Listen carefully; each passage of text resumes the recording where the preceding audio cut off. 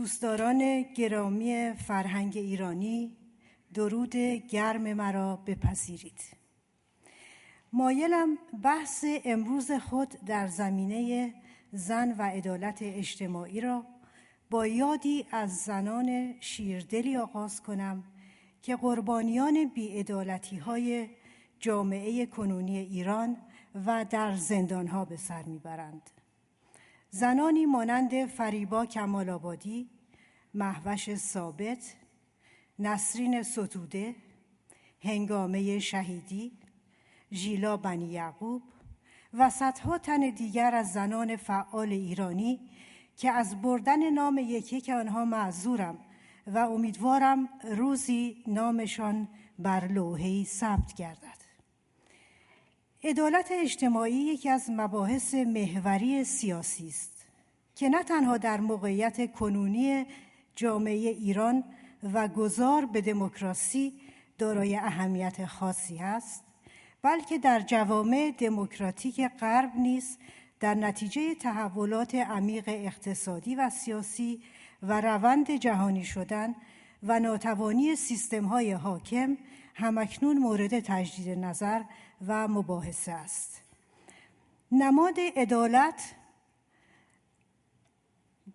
در افسانه خدایان یونان و روم باستان و در فرهنگ غرب به طور کلی زن یا الهه‌ای است که در میتولوژی روم او را یوستیتیا مینامند و در یونان باستان به نام دیکه معروف است.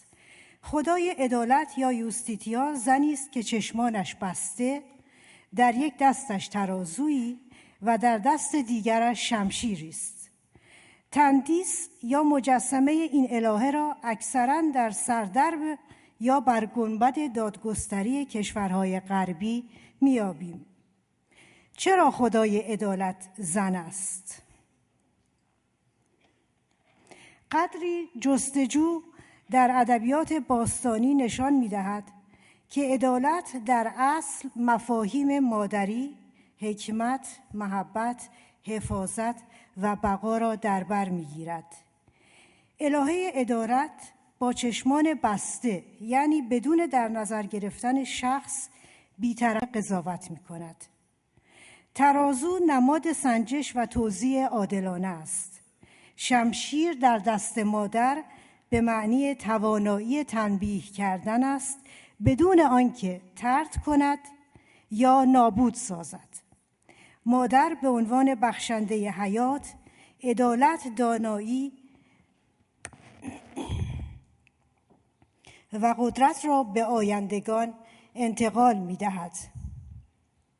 با وجود چنین نمادی، زنان نه تنها در شرق بلکه در جوامع غرب نیز در طی قرنها مورد بی‌عدالتی و ستم بودند.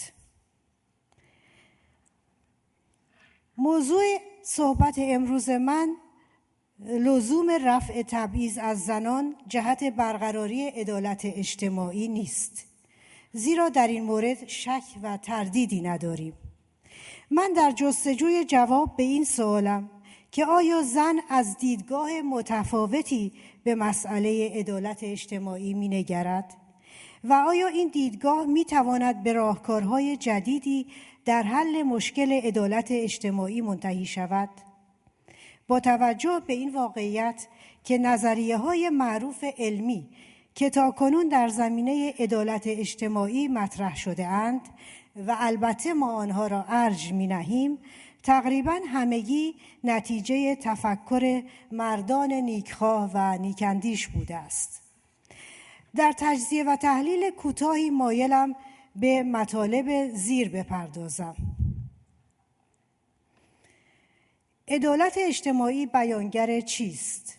جوامع دموکراتیک چه راهکارهایی را تاکنون یافتند و با چه مشکلاتی روبرو هستند؟ نقش زن در گسترش عدالت اجتماعی چیست؟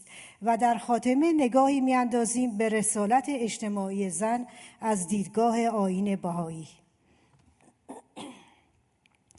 عدالت اجتماعی بیانگر چیست؟ مفهوم عدالت از آغاز تاریخ اندیشه مورد بحث متفکرین بوده است. عدالت از سوی فضیلت اخلاقی به حساب می آید که بر رفتار انسانها اثر می گذارد و از سوی دیگر به نظام اجتماع مربوط می شود و باید معیار قانونگذاری باشد. به گفته ای عدالت دارای دو جنبه اخلاقی و قانونی است. عدالت اجتماعی مفهوم نسبتاً جدیدی است و از نیمه قرن 19 میلادی با گسترش افکار آزادیخواهی و خصوصاً با صنعتی شدن و آغاز مشکلات کارگران شروع گردید. مطرح شد البته. شرایط نامساعد زندگی کارگران، ساعات طولانی کار، شیوع بیماری‌های واگیردار و کارهای طاقت فرسا به وسیله کودکان و زنان از سوی، سود کلان و بی‌عدالتی‌های سرمایه‌داران و رؤسای کارخانه‌ها از سوی دیگر نیاز به طرح مسئله عدالت اجتماعی را در نیمه اول قرن 19 میلادی آشکار کرد. نخستین اتحادیه‌های کارگری در پاسخ به این نیاز شکل گرفتند. از آن پس تا کنون عدالت اجتماعی یکی از مسائل کلیدی و مورد مباحثه مکتب‌های اقتصادی و جناح‌های سیاسی است. هدف عدالت اجتماعی به طور عام ایجاد جامعه‌ای است که در آن برابری و همبستگی حکم فرماست، حقوق بشر را به رسمیت می‌شناسد و مقام و شأن انسان را ارج می‌نهد. نقطه ثقل مفهوم عدالت اجتماعی در مباحث علمی مسئله تقسیم عادلانه ثروت و یا عدالت اقتصادی است. جوامع دموکراتیک جهت برقراری عدالت اجتماعی چه راهکارهایی را تاکنون یافتند و با چه مشکلاتی روبرو هستند؟ در این زمینه سعی خواهم کرد چکیده تحولات یک قرن و نیم گذشته را که با مباحثه‌های عمیق فلسفی توأم بوده به طور مختصر بیان کنم و شرح مفصل اون رو به مقالاتی که مناسب چاپ در نشریه‌ها هست موکول کنم. پیشبرد و برقراری نسبی عدالت اجتماعی به صورتی که تاکنون در جوامع دموکراتیک متداول گشته مدیون دو نظریه کلی است. متفکرین ایدئولوژی لیبرال یا آزادیخواه عدالت اجتماعی را در دادن شانس مساوی به افراد جهت شرکت در فعالیت‌های اقتصادی، سیاسی و اجتماعی می‌دانند.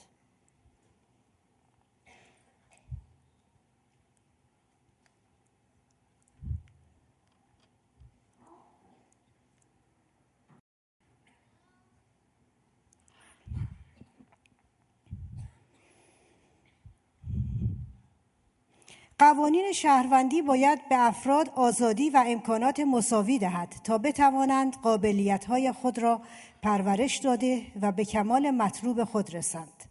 هر فردی مسئول امرار معاش و رفاه خود است.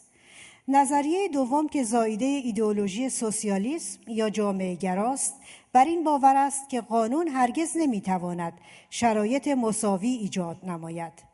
عدالت هنگامی برقرار می‌گردد که به وسیله توزیع ثروت نابرابری‌های فاحش کاهش داده شود. باید از اغنیا گرفت و بین فقرا تقسیم نمود تا فقر منتفی شود. دولت و حکومت مسئولند که به محتاجین و افراد ضعیف اجتماع یاری دهند. خدمات اجتماعی و مالیات‌های تصاعدی نتیجه این تفکرند. گروه اول منشأ عدالت اجتماعی را ایجاد آزادی‌های قانونی می‌داند و گروه دوم ایجاد برابری را اصل مهم قلمداد می‌کند. تجربه‌های تاریخی قرن 20 نشان دادند که کوشش برای تحقق برابری تمام آزادی‌های لایحه حقوق بشر را به مخاطره می‌اندازد. کارل پوپر در کتابی تحت عنوان درس‌های از این قرن که در سال 1997 منتشر کرد می‌نویسد اگر آزادی از دست برود حتی برابری در میان غیر آزادان نیز وجود نخواهد داشت.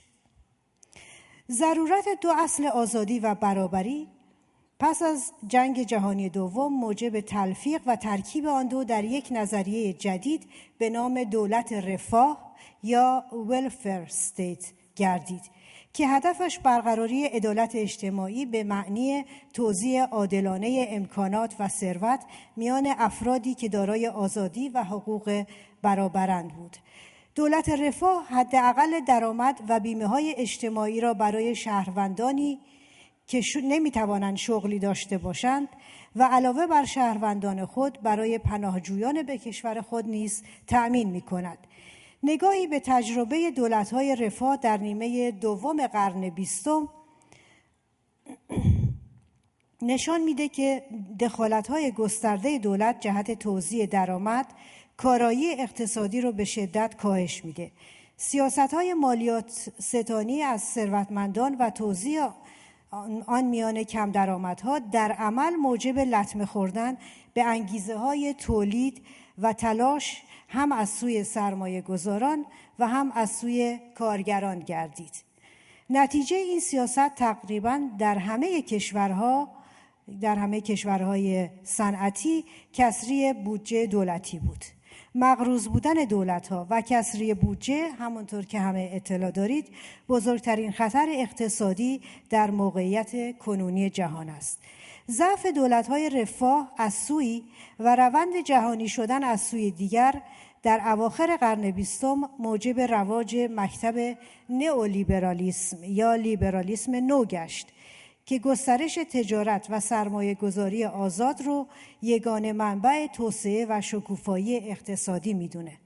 نئولیبرالیسم در چند دهه گذشته موجب تمرکز ثروت بیشتر در دست عده کمی در جهان و گسترش فقر و بیکاری حتی در کشورهای قدرتمند و دولت‌های رفاه گردید.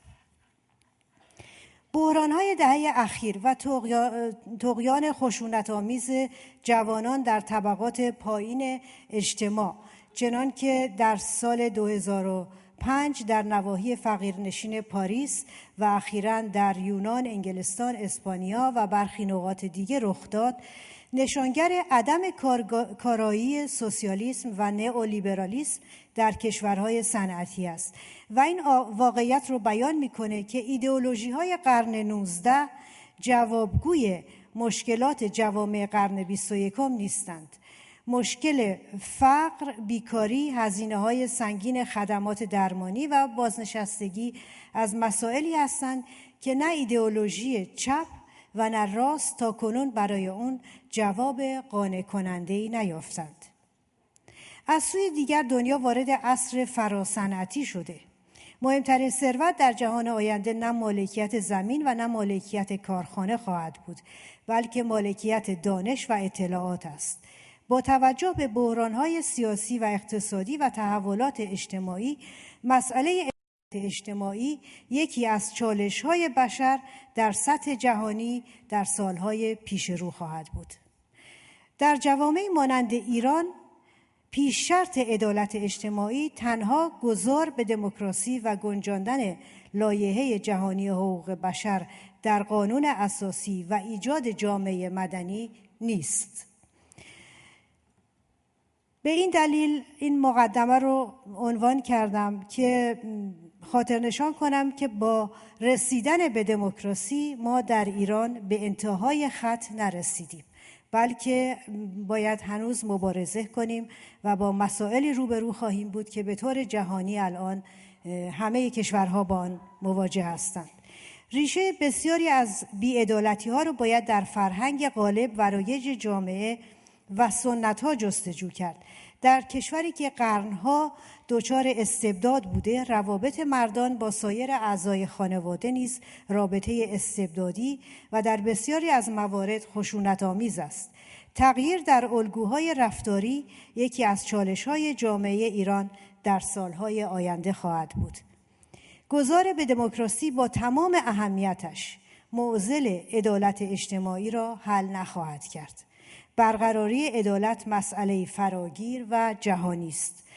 در نتیجه گیری باید گفت که الگوهای گذشته در زمینه عدالت اجتماعی هیچ یک جوابگوی مشکلات کنونی نیستند، برخی از منتقدان اجتماع مانع اساسی را کمبود ارزش‌ها و لزوم اخلاقیات نوینی در اقتصاد و سیاست می‌دانند. برخی از دانشکده‌ها پس از شروع بحران اقتصادی از سال 2008 موضوع اخلاق در اقتصاد رو به عنوان یکی از مباحث علم اقتصاد در برنامه درسی خود گنجاندند. برخی دیگر از آینده نگران بر این عقیده‌اند که باید راه حل را در وجود انسان جستجو کرد. دنیا محتاج نوع متفاوتی از انسان است. این گروه بر این باور است که تکنولوژی و علم ژنتیک قادرند نوع جدیدی از انسان را خلق کنند. انسانی که کمتر به مصرف احتیاج داشته باشه، انسانی که کمتر مریض بشه و بیمه‌های اجتماعی رو بیشتر فشار بهش بیاره و از این قبیل. این نظریه که انسان رو موجودی فاقد روح و به گونه ماشینی تصور میکنه مورد انتقاد و موجب نگرانی گروه‌های دیگری است. قبل از آن که بشر وارد تجربیات ماجراجویانه خلق ژنتیکی انسان نوعی بشود، انسان جدیدی بشود، بهتر است بازگردیم به نماد باستانی عدالت و نگاه عمیق‌تری به ویژگی‌های مادرانه و نقش زن اندازیم که تاکنون در هیچ یک از تئوری‌های اقتصادی و عدالت اجتماعی در نظر گرفته نشده. شاید در چند نکته مایلم خصوصیات زنانه رو در اینجا خلاصه کنم و البته کامل شاید نباشه، ولی به چند نکته مایلم که اشاره کنم. شاید اولین سوالی که از دیدگاه زن مطرح میشه این باشه که آیا میتوان عدالت را به زمینه اقتصاد و سیاست محدود کرد بدون آنکه جنبه‌های احساسی زندگی و روابط انسانی را مورد توجه قرار داد؟ آیا مکانیسم بازار و قدرت طلبی‌های سیاسی باید تعیین کننده سرنوشت بشر باشند و قواعدشون رو بر جامعه دیکته کنند؟ آیا ثروت مادی با توجه به احتیاجات کلی انسان از نظر عاطفی و معنوی میتواند تنها ضامن رفاه و خوشبختی انسان گردد؟ با تمام اهمیتی که مسئله اقتصاد داراست، زندگی سعادتمندانه تنها به وسایل مادی و کسب قدرت وابسته نیست. چه بسا ساکنین قصرهای مجلل که خود را از جنبه روحی و معنوی تهی و بیچاره حس می‌کنند. نکته دوم، مکتب‌های فکری که قبلا از آنها سخن رفت جامعه را تشکیلی از افراد بالغ و کامل فرض می‌کنند که در بازار اقتصاد و در صحنه سیاست و تصمیم گیری های اجتماعی خواهان آزادی و حقوق برابرند، در حالی که بیش از نیمی از افراد جامعه را کودکان، افراد مسن و یا ناتوان تشکیل میدن که امکان استفاده از آزادی ها و برابری های حقوقی در پهنه سیاست و اقتصاد را ندارند و علایق آنان اکثراً قربانی خودبینی قدرتمندان سیاسی و اقتصادی می‌گردد. آیا باید سرنوشت و رفاه آنها تنها به خدمات دولت وابسته باشد؟ آیا هر انسانی تنها مسئول رفاه و سعادت خویش و کسب قدرت و ثروت روزافزون است؟ زندگی نامه زن خصوصاً به عنوان مادر با سرنوشت تمام افراد خانواده گره خورده است. دید زن تنها متوجه خویش نیست. او خود را مسئول رفاه و آسایش سایر اعضای خانواده نیز می‌داند.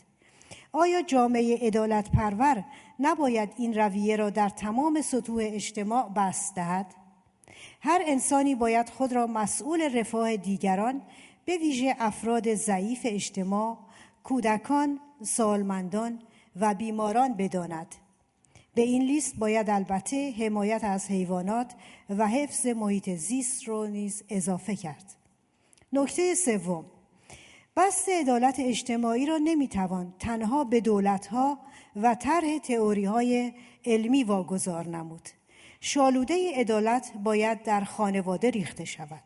غمخوار دیگران بودن، خود را مسئول رفاه تمامی جامعه دانستن، حس همکاری داشتن و بسیاری دیگر از ارزش‌ها را باید ابتدا در دامان مادر آموخت. یکی از سوال‌های بنیادین که باید در جامعه کنونی مطرح گردد این است که آیا ارزش‌هایی مانند اعتماد، اطمینان، پشتگرمی، امید و شادی لازمه رفاه و عدالت اجتماعی نیستند؟ علاوه بر حقوق اولیه که در لایحه عمومی حقوق بشر انعکاس یافته مانند حق زندگی، حق کار و بهداشت و غیره، باید اقرار کنیم که هر انسانی حق دارد در محیطی گرم و پرمهر خالی از ترس و ناامنی زندگی کند.